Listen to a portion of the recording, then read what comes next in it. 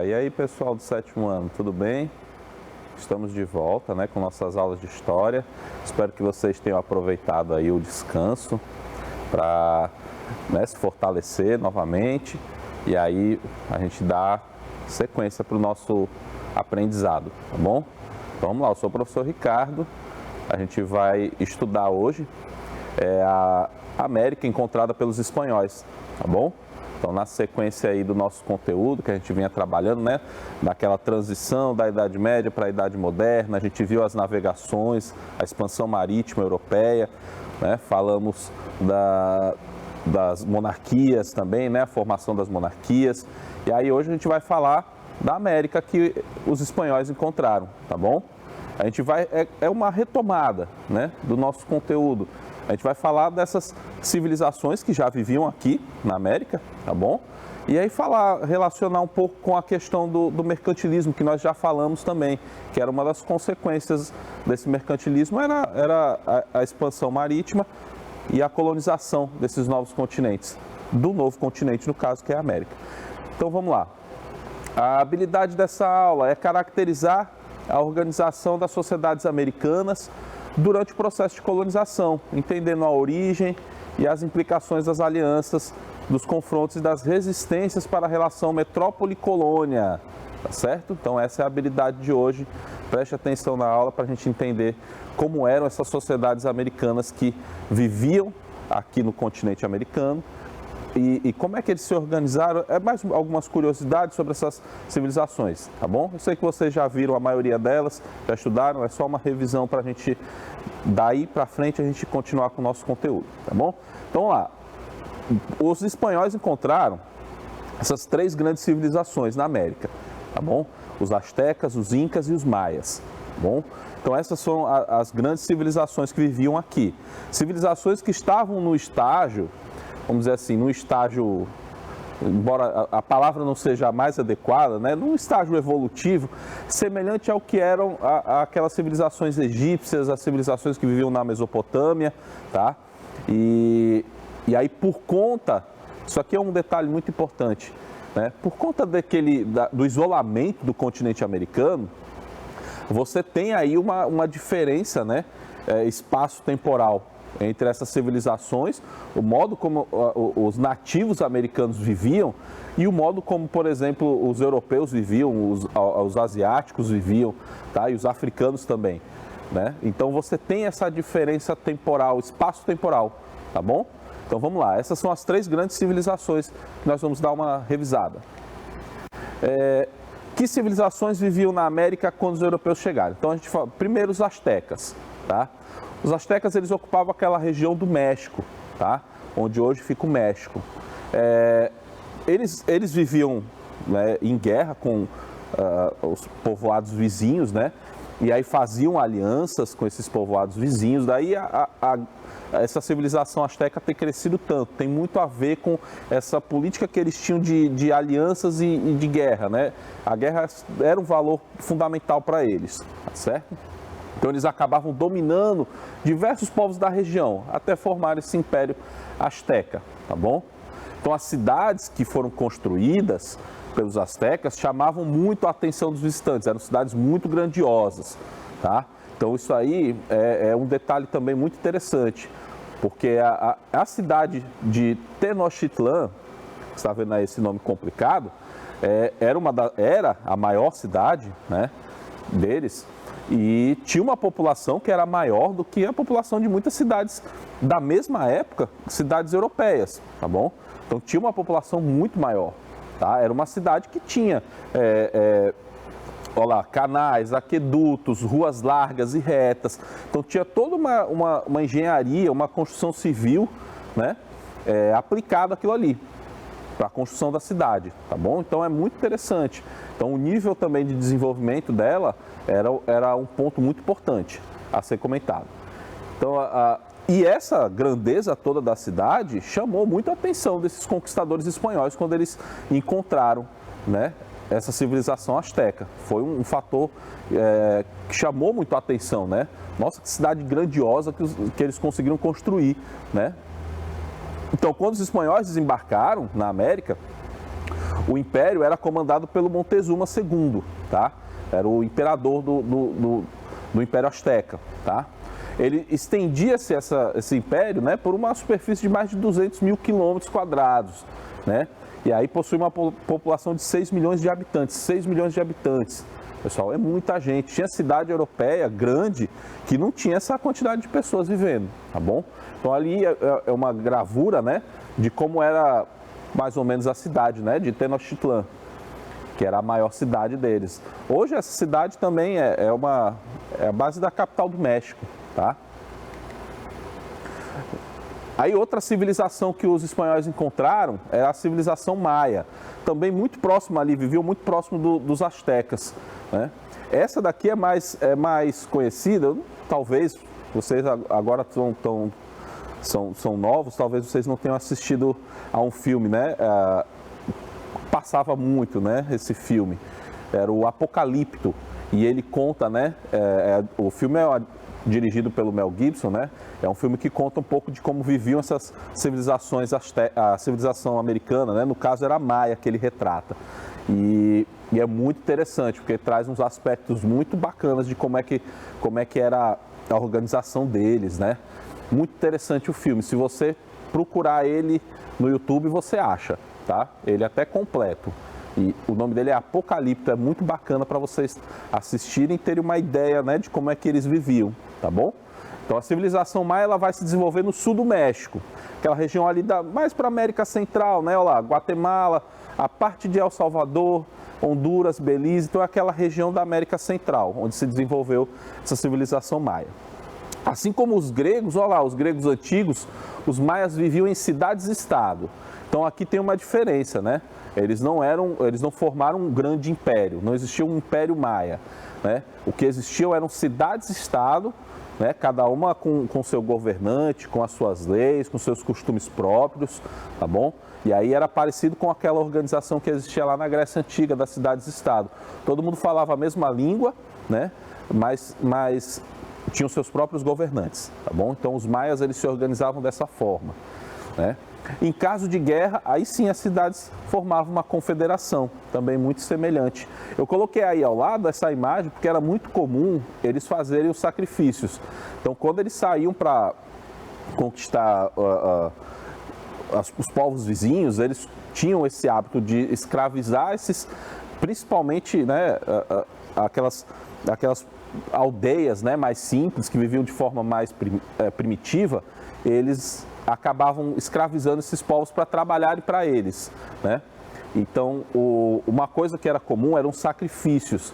Então, eles tinham lá a religiosidade deles, eles faziam os rituais, né, religiosos, e um desses rituais era o sacrifício. Eles acreditavam que fazendo esses sacrifícios eles acalmavam os deuses deles. Naquele filme que eu falei, que eu mencionei, eles mostram isso bem, né? Então, aqui é uma imagem que mostra como era um sacrifício deles, tá? Para acalmar o deus, que para eles era o Kukulkan, era um dos deuses que eles cultuavam, né?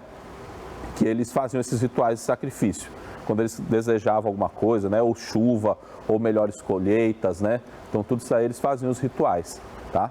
Então a sociedade era hierarquizada, né? Com uma elite formada de nobres, sacerdotes, e abaixo deles tinham os artesãos, os trabalhadores livres, os agricultores, que era a maioria da população, tá bom? Então o governante máximo era visto como representante dos deuses. Olha aí aquela teocracia que existia lá no Egito, lembra? Que o faraó era visto como um representante dos deuses, às vezes era visto como o próprio deus, né? O faraó. Então aqui na sociedade maia, na América também. Por isso que eu falei lá no comecinho da aula que existe a gente pode comparar elas, embora estivessem em diferentes, né, espaços temporais, a gente pode dizer que eles tinham uma equiparação, né? Eles eram muito semelhantes àquele estágio da civilização que vivia lá no Egito ou na Mesopotâmia, tá bom?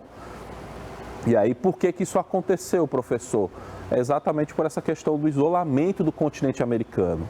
Então, como o continente americano praticamente estava isolado, né? Praticamente não, ele estava isolado do restante dos continentes. A Europa, a África e a Ásia, elas viviam em constante contato, Se você observar o mapa, você vai ver. A Europa está bem aqui, a Ásia está aqui e a África está aqui embaixo. Então, os três viviam, né, em contato, né, mesmo desde a antiguidade até aquele momento. Então, eles viviam em contato.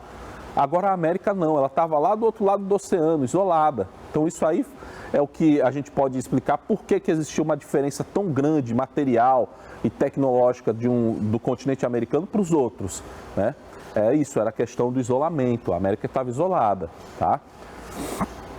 Então, olha lá, a pirâmide era uma outra coisa que eles construíram muito, essas civilizações, né, nativo-americanas, né? As grandes civilizações, elas tinham essa engenharia de construção das pirâmides, né? Serviam, no caso aqui, serviam como templos religiosos, né, ou centros cerimoniais. Então, ela tinha uma função religiosa. E muitas das cidades maias surgiram em torno dessas pirâmides, tá certo? Agora, dessas grandes civilizações, vamos falar da Inca, né, a última que nós vamos comentar. Espero que vocês estejam aí retomando, né, aquele conhecimento que foi lá do comecinho do ano, tá? Então, o Império Inca, ele já estava localizado na Cordilheira dos Andes. Todas essas três civilizações, pessoal, todas elas vão ser conquistadas pelos espanhóis, tá certo? Então, ela está localizada ali naquela Cordilheira dos Andes, aquela região do Chile, tá bom? Já é mais para a América do Sul, né? Seu domínio se deu por meio de alianças, né, e conquistas de povos vizinhos, a mesma lógica das outras duas, né? Através de alianças ou de guerra, eles conquistavam essas regiões vizinhas até se formar num império. A língua, um detalhe interessante, a língua Quichua foi assimilada de povos conquistados e se espalhou pelo império. Então, a língua que eles falavam era a língua Quichua. Aí, ao lado, eu coloquei para vocês uma imagem que mostra como é que era a cidade, né, onde eles viviam. E ela tem um formato mesmo de puma, e isso era intencional. Ela foi construída para ter esse formato de puma, tá? E aí, ó, outro detalhe interessante dessa civilização Inca, essa eficiente rede de estradas que ligava todas as regiões desse império. Então, eles construíram, isso aí também foi um fator determinante para os espanhóis mais tarde conquistarem essa civilização, né? É a questão das estradas que eles construíram para ligar as regiões do império, tá bom? Nessas estradas circulavam as mercadorias, né, as pessoas com informações, tá bom? Então era um fator muito interessante, essa questão das estradas. Aí eu trouxe para vocês algumas questões para a gente ir testando, né, o conhecimento. Sobre os astecas, qual dessas alternativas abaixo está incorreta? Né? Incorreta, que está errada. Então, olha lá, letra A. O Império Azteca era formado por povos com diferentes graus de subordinação aos astecas. Vai pensando aí. Enquanto eu vou lendo aqui, você já vai pensando. Tá? A letra B. A principal cidade dos astecas era Tenochtitlán, onde encontram-se muralhas, palácios, templos e gigantescas pirâmides. Aí a letra C. No contato com outros povos, os astecas assimilaram a língua Quichua e a tornaram sua língua. Aí a última, a letra D. Os astecas praticavam esportes, dentre eles o Tlachtli. Eita nome! Um jogo que lembra uma mistura de basquete e futebol, tá? Praticavam esportes, dentre eles o Tlachtli, um jogo que lembra uma mistura de basquete e futebol. Pensa aí, dá aqui 20 segundinhos para vocês pensarem, darem uma lida, ver o que vocês acham, né? Que a que está errada. Pensem aí.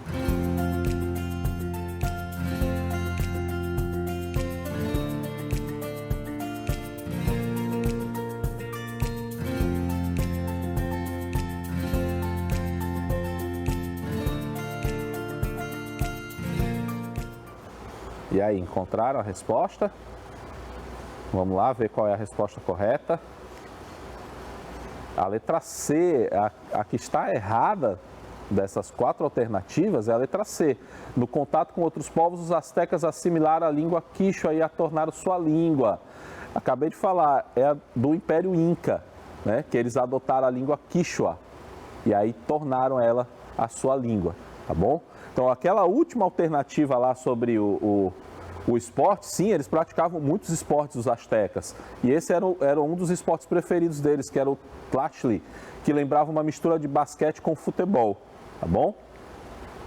Então vamos aqui para sequência, acho que tem mais uma questãozinha, sim, mais uma, olha lá. Sobre a civilização maia, que ocupava a região que hoje corresponde ao sul do México, Guatemala e Belize. Também, qual das alternativas abaixo é incorreta? Então vamos lá. As guerras desempenharam, na letra A, um papel importante na expansão das cidades maias. A letra B, as cidades-estado maias conservavam autonomia administrativa e tinham suas próprias leis e organização interna. A letra C, semelhante à vizinha civilização asteca, a dos maias formaram um império grande e centralizado. E a última lá, a letra D, assim como em outras civilizações americanas, os maias recorriam a rituais de sacrifício para conseguir benefícios junto aos deuses. Então vamos lá, ó, 20 segundinhos também para você pensar. Qual é a alternativa aí que está errada sobre a civilização maia? Que nós acabamos de falar. Pensem aí.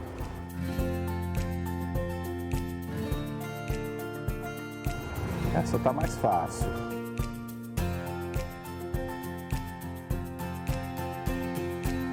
Vamos lá para a resposta. Também letra C, pessoal. Olha lá, semelhante à vizinha civilização asteca, a dos maias formaram um império grande centralizado. Está errado. Os maias não formaram um grande império centralizado. Eles viviam naquelas cidades-estado, tá bom? Era uma diferença, né, para as outras civilizações. Ok? Opa! Agora sim, vamos falar um pouco sobre a colonização da América e o mercantilismo, né? Relacionando essa questão do mercantilismo com a colonização da América, ok? Então vamos lá. Como é que a expansão marítima atendeu aos interesses mercantilistas, né? Os estados europeus, eles ampliaram suas atividades mercantis por meio da exploração dos domínios ultramarinos. Foi o que a gente estudou, né, lá nas últimas aulas, né? A gente viu que era essa questão da expansão marítima, ela tinha um interesse comercial, especialmente comercial. Lógico que tinha outros interesses, mas esse era um dos interesses, que era o comercial. Era expandir essas atividades mercantis. As colônias, onde é que entram as colônias? Elas fornecem matéria-prima e os metais preciosos. Se você lembrar lá daquela aulinha sobre o mercantilismo, você vai lembrar quais eram os principais fundamentos do mercantilismo. Era o metalismo, que era a acumulação dos metais preciosos, né? O incentivo, né, às atividades comerciais, a questão da colonização, do colonialismo. Então, conquistar essas terras em outros continentes e explorar as riquezas dela era um dos princípios do mercantilismo. Bom, então por esse parâmetro você vai entender, as colônias elas servem para quê? Elas servem para enriquecer as metrópoles, tá? Nós vamos falar dessa relação aqui agora já. A exploração econômica das colônias ficou conhecida como a política colonialista, é o que eu falei. Então essa exploração econômica, ela tem um nome, é uma política colonialista, tá? Essa relação de subordinação da colônia frente à metrópole é que é denominada de pacto colonial. Nós vamos falar muito disso nas próximas aulas. O que é esse pacto colonial, né? Então vamos entender melhor o que é esse conceito de pacto colonial.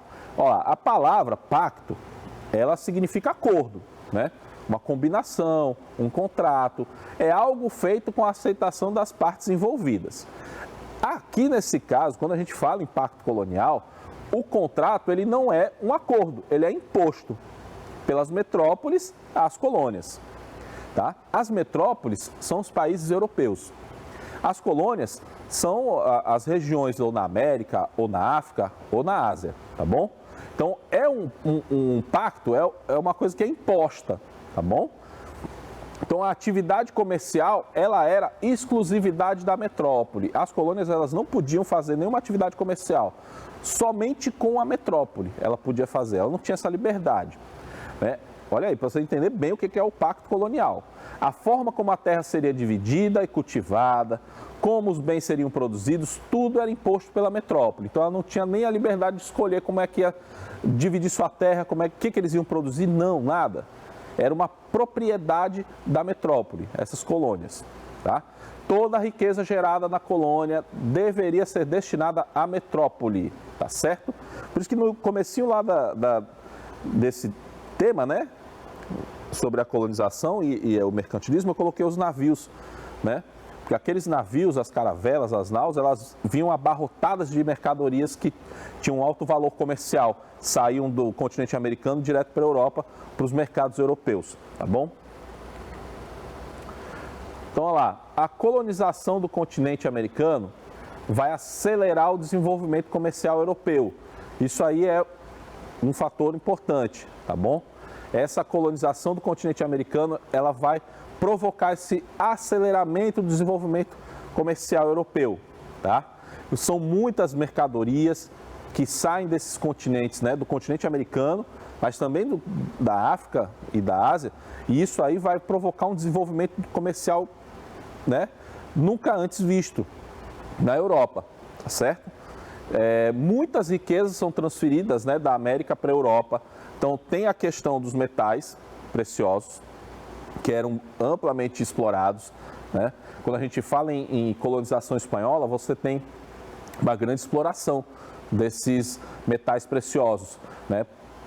Muito por conta de um fator que essas civilizações que eu falei lá no comecinho, a Azteca, Inca e a Maia, já eram mais desenvolvidas, então eles já exploravam esse serviço, já exploravam as pessoas, já escravizavam as pessoas, então tudo isso aí vai favorecer a implantação desse sistema colonial pelos espanhóis, porque ali já tem uma estrutura de exploração existente, né? Só que, lógico, quem comandava essa exploração eram os próprios governantes lá, o Azteca, ou os governantes incas, ou os maias. E aí vai ser transferido vamos dizer assim, essa gerência dessa exploração, vai passar para os espanhóis, tá bom? Então eles fazem o mesmo tipo de exploração, só que vai ter um requinte mais cruel, né? Porque vem junto com a questão da aculturação. Então, além disso aí, tem um outro fator muito importante, a questão da cultura, né? Esses nativos americanos, eles são levados a abandonar a cultura deles, né? Para serem enquadrados na cultura europeia e ocidental, né? No cristianismo. Então, tem todo esse pano de fundo ainda cultural, né? Além da questão da exploração econômica, né? Da exploração das riquezas que existiam aqui, ainda tem essa questão, né? Da destruição da cultura deles, né? E aí tudo isso aí é um fator importante nessa colonização, né? Essas riquezas, para a gente concluir, essas riquezas ficavam concentradas nas mãos dos grupos mercantilistas, tá?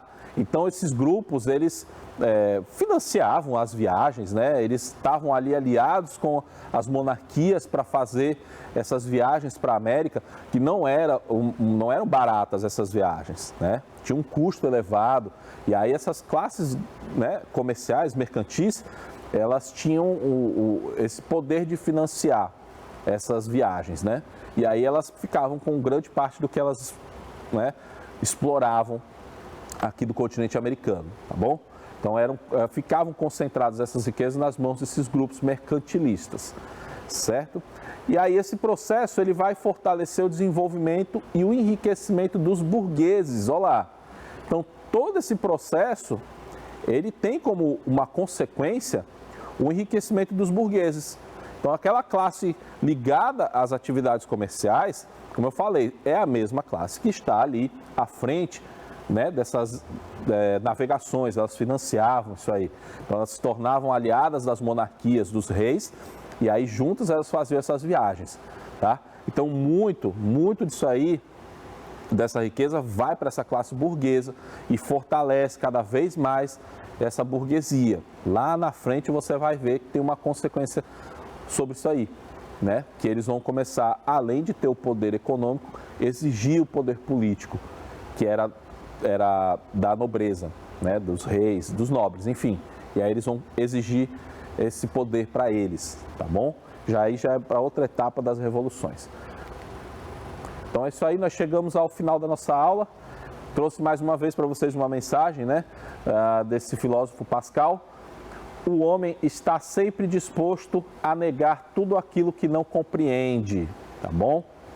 Então essa aí é a mensagem para vocês e a gente encerra aqui a nossa aula. Espero que vocês tenham aproveitado. Continue estudando, né? Nós estamos aí, firmes e fortes, né, na luta junto com vocês, tá bom? Grande abraço e até a próxima.